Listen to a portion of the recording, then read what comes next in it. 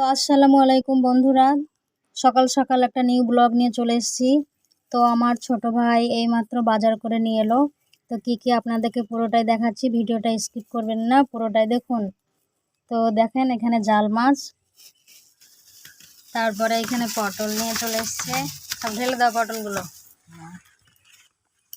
তারপরে পালঙ্গের শাক, দেখতেই পাচ্ছেন একদম তরতাজা শাক, একদম তুলে নিয়ে আসা হয়েছে।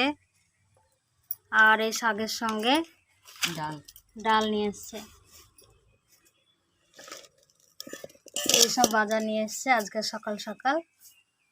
আর এই দেখেন এখানে দেখতে পাচ্ছেন জাল মাছ, মানে এটা ছোট চিংড়ি বলে, এটাকে দেশি ভাষায় জাল মাছ বলে, আবার ছোট চিংড়ি নামের, খেতে খুব সুস্বাদু।